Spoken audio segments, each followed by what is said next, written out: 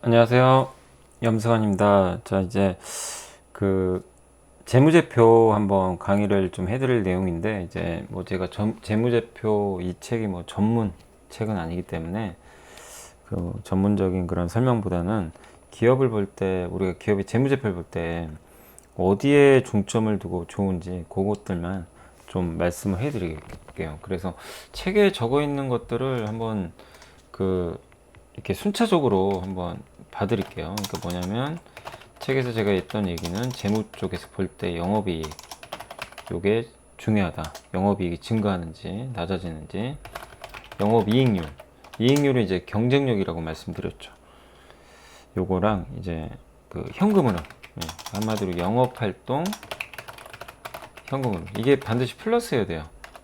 그러니까 회사가 실제로 매출을 일으켰어도 현금을 받기 전까지는 회사에 돈이 들어온 게 아니죠. 보통 어음 끊어주죠. 매출 채권으로. 네. 근데 그게 바로바로 이렇게 들어와야 되는데 안 들어오는 경우들이 있죠. 아니면 그 거래 상대방이 부도나면 못 받는 거죠. 내가 매출을 일으켰어도. 그러니까 실제 현금이 들어와야 되는 게, 그러니까 내가 어떤 물건을 팔아서 실제 나한테 현금이 들어온 거, 그거를 나타내는 게 바로 영업활동 현금 흐름이고, 이게 반드시 플러스가 돼야 됩니다. 그래야 이제 좋은 거죠. 그리고 이제 매출 채권이 얼마나 빨리빨리 회전이 되는지, 그러니까 뭐냐면 매출 채권이라는 건 물건을 판매하고 이제 준 건데 받은 거죠. 어음을 끊어준 거죠. 근데 그럼 내가 받아야 될 돈이죠. 3개월이나 6개월 후에. 예. 근데 그게 제때 회수가 되면 상관이 없는데 자꾸 회수가 안 되면 회전율이 낮아지겠죠. 그걸 나타내는 거죠. 그러니까 매출 채권 회전율은 높아야 좋아요. 높으면 그만큼 매출 채권이 빨리빨리 현금으로 좀 바뀌고 있다. 나의 고객들이, 그러니까 내가 공급했던 그 고객사들이 나한테 현금을 빨리빨리 주고 있다. 이걸 뜻하는 거죠. 그러니까 저게 낮아지면 뭐라고 그랬죠? 안 좋다고 좀 말씀드렸죠. 저게 낮으면 낮을수록 현금 회수가 잘 안 되는 거죠. 그러면 진짜 열심히 물건 팔아가지고 현금 안 돌아서 회사가 위험할 수도 있는 거죠. 회사에 현금은 어쨌든 많이 있어야 되거든요. 자, 그리고 재고자산의 현존율은 뭐죠?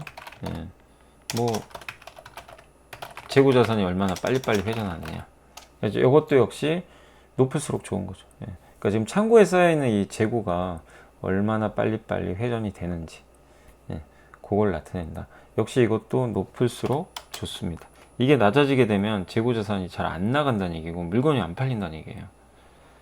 그 다음에 순현금, 실제 회사에서, 그러니까 그 현금도 있고 부채도 있잖아요. 근데 이자를 내면서 갚아야 되는 부채, 그걸 차입부채라고 하죠. 그 부채, 하고 내가 갖고 있는 현금, 그걸 비교한 거죠. 실제 현금하고. 당연히 현금이 많은 게 좋죠. 이자 지급성 부채보다. 그게 얼마나 되는지. 저게 높을수록 굉장히 안정적이라고 하는 거죠. 그리고 마지막으로 자기 자본 이익률 ROE는 어느 정도인지. 이런 것들을, 여러분들이 이런 걸 또 보려면 막 머리 아프잖아요. 이거 막 찾아야 되고, 책에 이제 제가 자세히 한번 적어 드렸지만, 야, 이거 참 공부할 거 많구나.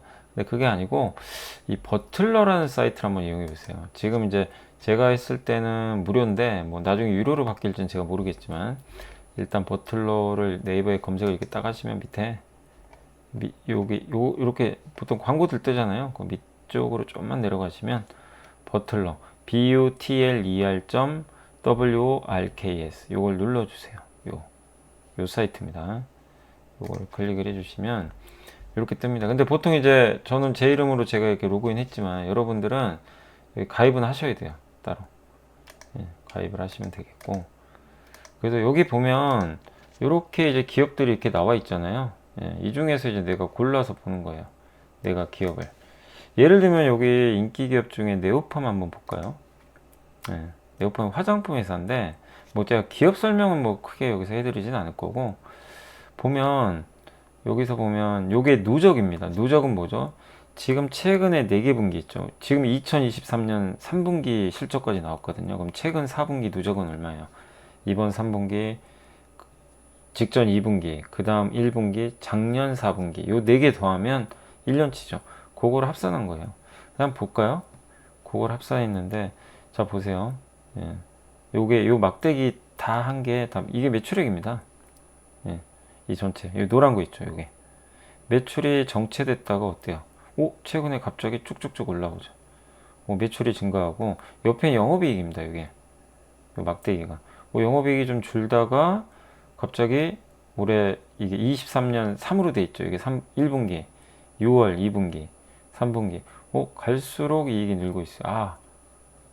이게 누적으로 쌓인다는 얘기는 최근 실적이 계속 올라간다는 얘기죠. 이게 영업이익률입니다. 그리고 이익률이 높으면 좋다 그랬죠. 영업이익률이 무려 26.4. 화장품 회사 중에 최상급이에요. 20% 넘으면 엄청난 거거든요. 그러니까 네오팜은 누가 봐도 야 진짜 괜찮은 거죠. 이익 증가하고. 근데 요거 이제 누적이잖아요. 그래서 분기로 나눠 볼 수도 있어요. 이렇게 분기 단위로. 왜냐면 화장품은 계절성이 있어서 보통 여름보다는 겨울이 낫죠. 그래서 보통 화장품 성수기가 1분기로 알고 있거든요. 1분기가 이렇게 보시면 이익이 항상 좋아요. 그죠? 희한하죠. 이게 화장품 계절성이고 여름이 가장 안 좋아요. 7, 8, 9 있는 3분기가 보세요. 가장 낮죠. 막대기분. 올해 1분기, 2분기, 3분기로. 근데 화장품은 계절성이 있기 때문에 그냥 적어보고 야 분기마다 꺾이는데 뭐가 좋아지냐 이러시면 안 되고 작년하고 비교해 보세요. 작년 3분기가 여기에요. 어마어마하게 증가한 거죠. 작년과 비교하면 놀라울 정도의 시정. 근데 어쨌든 추이를 볼 때 이게 누적으로 보시는 게 좋아요. 네. 그래서 어때요? 여러분들이 딱 봤을 때 영업이익, 영업이익률 훌륭하죠. 합격이죠. 그 다음에 이제 영업활동 현금 흐름을 봐야 되는데 여기 현금 흐름 보이죠? 여기 들어가시면 돼요. 자 여기 보면 영업활동 현금 흐름은 이제 어디 있냐면 요겁니다. 여기 이쪽에 표. 요거 딱 클릭하시면 더 크게 나오겠죠. 요 빨간 게 영업활동 현금 흐름이에요. 요게 지금 계속 플러스죠. 올라가죠. 요 밑에는 마이너스. 이 두 개는 마이너스인 게 좋다 그랬죠. 이 두 개는 마이너스면 좋고 재무랑 투자는 마이너스가 좋아요. 근데 계속 마이너스. 영업활동 현금으로 쭉쭉쭉 빨간색이 쭉쭉쭉 올라갑니다.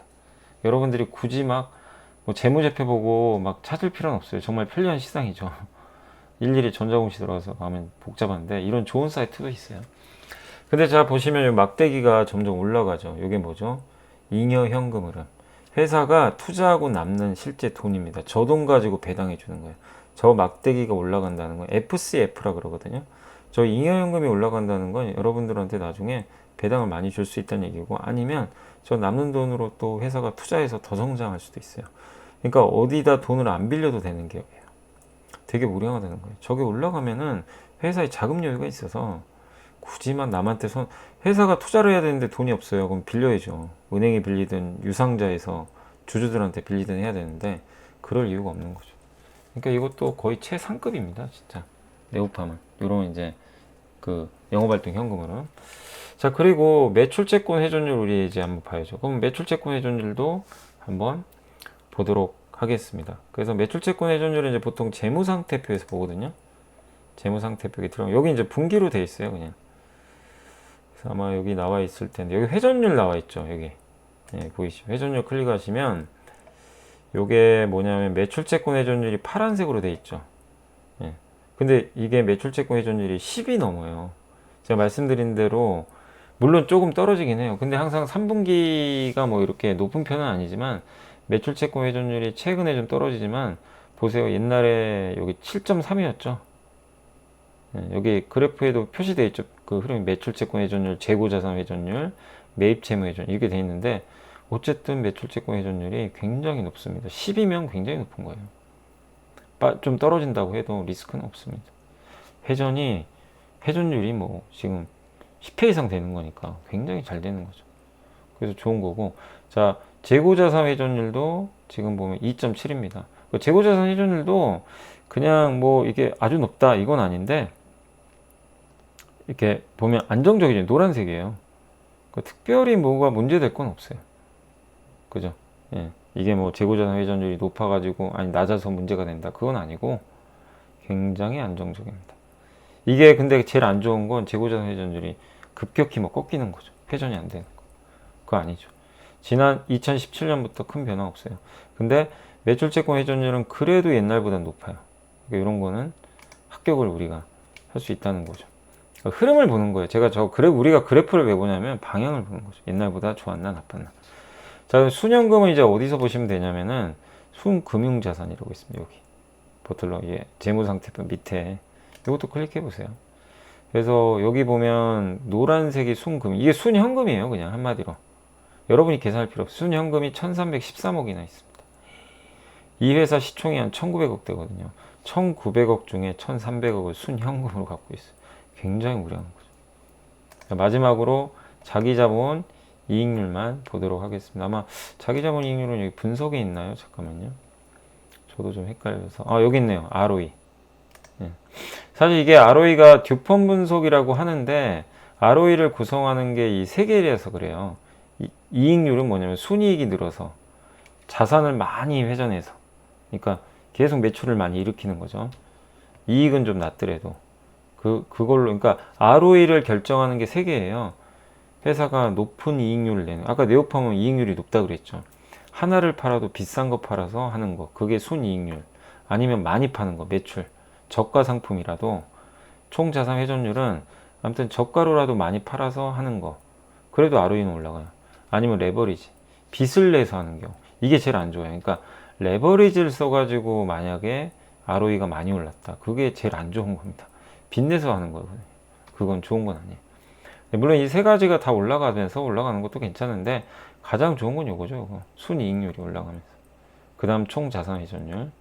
그래서 ROE는 어쨌든 오르면 좋은 건데, 그래서 ROE 요거 한번 흐름을 보시면, 요게 이제 분기 단위로 좀 돼 있긴 하거든요. 근데 어쨌든 분기 단위로 보시면, 요 지금 막대기가 ROE인데, 옛날보다 ROE는 확실히 떨어져 있죠. 예, 보시면 막대기가 내려가 있죠. 근데 한번 보세요. ROE가 그래도 두 자릿수. 워런 버핏은 12% 이상이면 ROE가 이걸 유지하는 경우는 위대하다 그랬어요. 매년.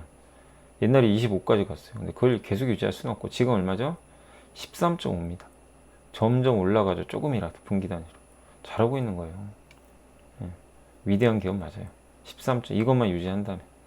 자, 그리고 한번 볼까요? 레버리지율은 어때요? 점점 내려가죠.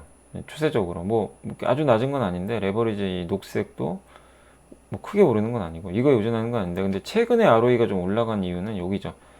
우리 최근 걸 보자고요. 빨간색이 확실히 많이 올랐죠. 비싼 걸 좀 많이 팔아서 이익률이 좋은 거예요. 그 다음에 총 자산 회전율, 박리담엔 아니에요. 한마디로 이 회사는 ROE가 최근에 올라간 배경은 요거랑 상관없죠. 레버리지도 별 상관없어요. 순이익률, 가장 좋은 점수 줄 수 있는 거죠. 그죠? 이렇게 이제 분석을 해보는 거고, 예, 그래서 ROE까지 했습니다. 그래서 이렇게 분석을 하는 거예요.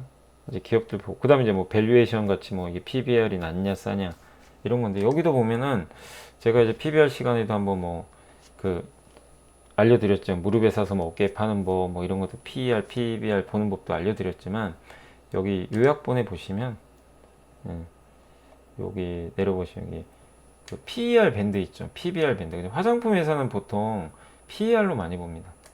그래서 여기 보면 이게 밴드인데, 여기는 밴드가 딱 3개밖에 없죠. 근데 하단에 있죠. 이 하얀색이 주가거든요. 누가 봐도 밴드상 낮은 위치에 있는 거, 크게 부담 없는 거고. 그리고 보세요. 이게 굉장히 중요한 데이터인 게, 실적은 우상향하는데 주가가 안 갑니다. 정체돼 있죠. 실적은 가는데 주가가 안 간 거, 이걸 가치 투자라 그래요. 결국 나중에 이거 메꿔요. 따라갑니다. 그 대표적인 기업이 네오팜인 거죠.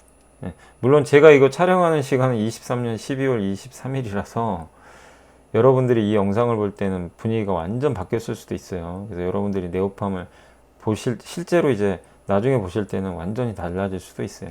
근데 어쨌든 이렇게 돼 있는 거죠. 그래서 네오팜은 어때요? 여러분이 딱 봤을 때는 그냥 나무랄 데가 없죠. 그죠? 예. 자, 그럼 SK하이닉스를 한번 볼까요? 한번 하이닉스를 보도록 하겠습니다. 자, 우리 이제 순서대로 영업이익부터 볼게요. 여기 매출액부터. 자, 매출액은 어때요? 이 노란색 들쑥날쑥하고 매출액 급감했죠. 누가 봐도 안 좋습니다. 그죠? 매출이 그냥 이 노란색이 곤두박질 쳤어요. 네, 좋진 않은 거죠. 그래서 사실 하이닉스는 이 실적을 항상 먼저 선반영해서 먼저 가요, 사실은. 그래서 이거 지금 안 좋으니까 얘는 큰일 났네, 이러시면 안 돼요.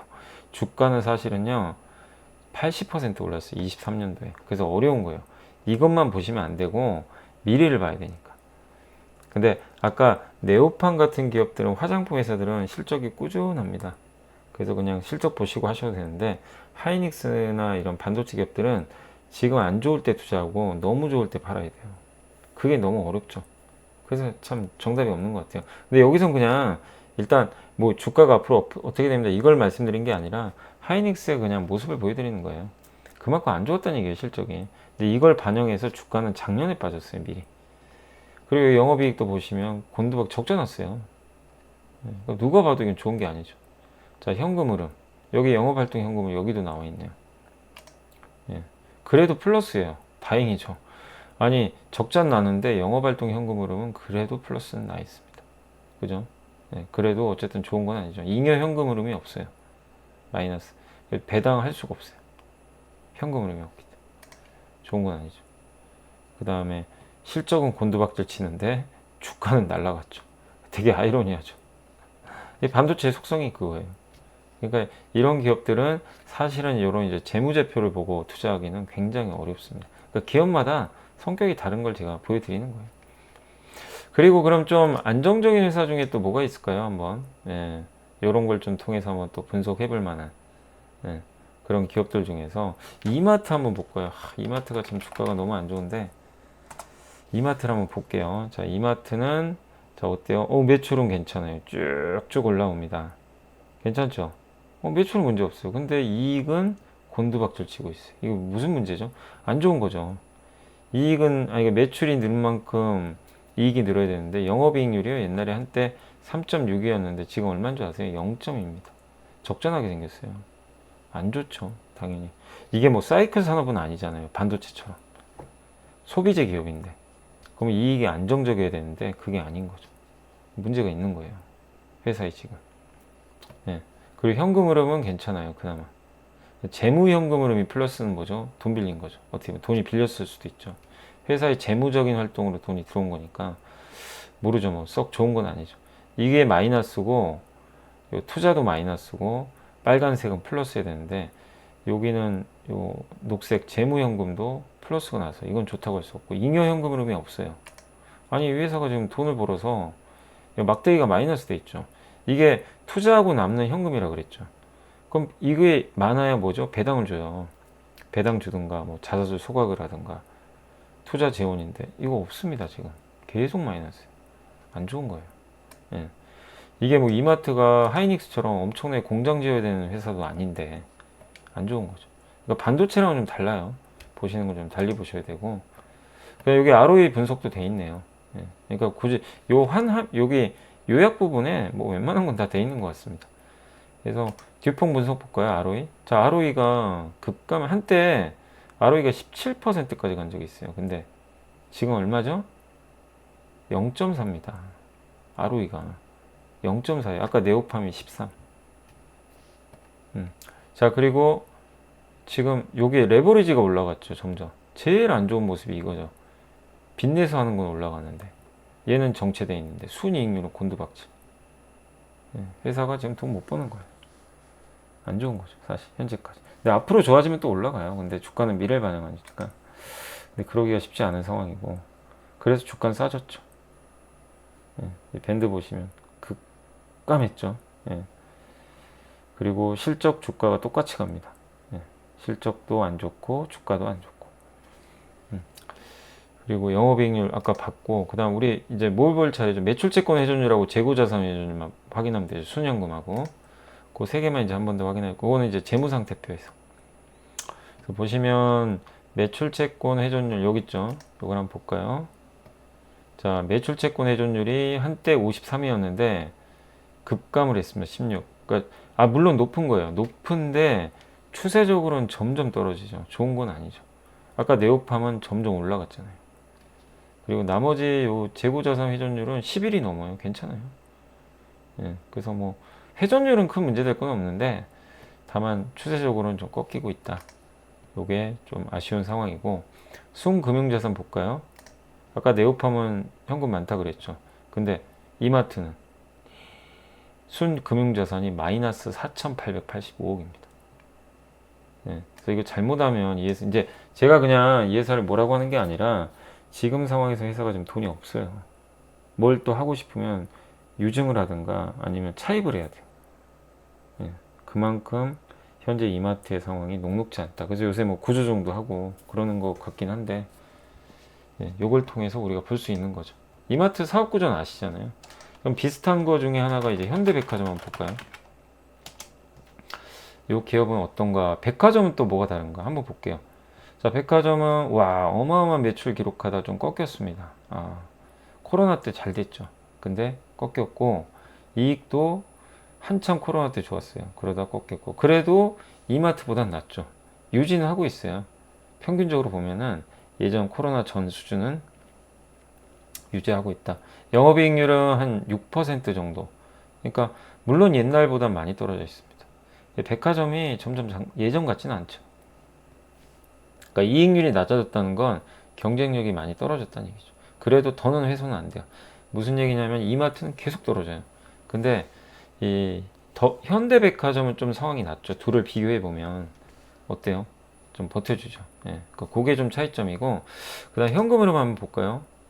여기도 영업활동 현금 흐름 꾸준히 증가하죠. 마이너스 난 적이 없어요. 재무활동은 밑으로 꺾였어요. 이건 오케이, 좋아요. 잉여 현금 흐름 막대기 많습니다. 계속 플러스입니다. 합격이에요. 그러니까 실적이 조금 이제 악화된 거 말고는 현금 흐름상 문제는 없고, ROE도 이 막대기 보시면 많이 낮아졌죠. 그러니까 이 회사는 지금 ROE가 2.2밖에 안 되거든요. 2.4, 2.2, 2.4니까 예, 이런 부분을 봤을 때는 지금 회사가 이제 그 ROE 면에서 회사의 자본을 가지고 그만큼의 돈을 벌지는 못하고 있어요. 백화점의 뭐 숙명이죠. 저성장 산업이니까. 그래서 이걸 보면 유통사들이 참 돈 벌기 어렵구나. 레버리지는 올라가 있는데 순이익률 떨어졌죠. 그러니까 뭐냐면 결국엔 현대백화점을 보는 건 이마트랑은 좀 달라요. 이마트는 굉장히 안 좋아요. 지금 상황이. 좋은 편이 아닙니다. 근데 현대백화점 좀 나아요. 왜? 이익도 그래도 뭐 한번 꺾이긴 했지만 유지는 하고 있고 이익률도 유지. 다만 문제는 현금 흐름도 좋아요. 문제는 점점 회사가 가진 돈 가지고 어떤 시장에서 인정받을 만한 많은 돈을 벌지는 못하고 있어요. ROE가 꺾이고 있잖아요. 자기 자본 가지고 얼마 버냐? 이게 2%밖에 안 돼요. 이건 좀 너무 아쉬운 거죠. 이게 한때 옛날에는 8%가 넘었었거든요. 그죠? 꽤 높았거든요. 예. 근데 이런 상황이 꺾였다. 그러니까 높은 밸류를 받기가 어려운 거죠. 그래서 사실 PBR도 굉장히 낮고요. 이게 PER인데 거의 좀 밑으로 가 있죠. 그래서 실적도 꺾이고 주가도 꺾이고 뭐 이거는 합리적이라고 봅니다. 실적 주가 꺾였으니까. 예. 주가가 비싼 건 아니에요. 굉장히 싸요. 저평가돼 있어요. PER이 뭐 제가 알기로는 한 6배인가 7배밖에 안 되니까 저평가돼 있죠. 예. 그러니까 좀 애매하죠. 현대백화점 뭔가 이마트보다는 난데 성장은 쉽지 않고 이게 ROE도 낮고 그렇다고 현금 흐름은 괜찮고 좀 헷갈리죠. 근데 백화점 사업이 앞으로 성장할까? 그런 거죠. 예. 근데 주가는 싸 보이고 되게 좀 헷갈려. 그러니까 네오팜이, 그러니까 여러분들이 딱 봐도 네오팜이 제일 매력있죠. 어때요? 주식은 어쨌든 내 선택이니까. 예. 그리고 이제 그거 봐야죠. 그 뭐죠? 예. 회전율. 저 회전율 한번 보시면 여기 회전율은 괜찮아요. 점점 올라가요. 물론 매출채권 회전율이 높은 편은 아니에요. 이게 뭐 4.4니까 예, 아주 높은 편은 아닌데 이 추이를 제가 보시라 그랬죠. 추이는 올라갑니다. 점점 괜찮고 재고자산 회전율도 여기서 뭐 2%대에서 2에서 유지되니까. 근데 뭐 현대백화점이나 뭐 여기 이 백화점 회사가 뭐 이게 회전율 낮다고 뭐 이거 위험하다 뭐 그러진 않으니까. 예.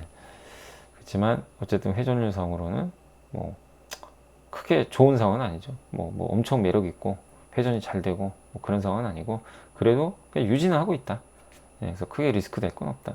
뭐 그런 정도로 받아들이시면 더 좋을 것 같습니다. 그래서 어때요? 딱 네오팜부터 하이닉스는 사실 이렇게 분석하기 어려워요. 막 적자박다 흑자박다 하니까 어렵고 반도체 기업을 그렇게 판단하기 좀 어렵고요.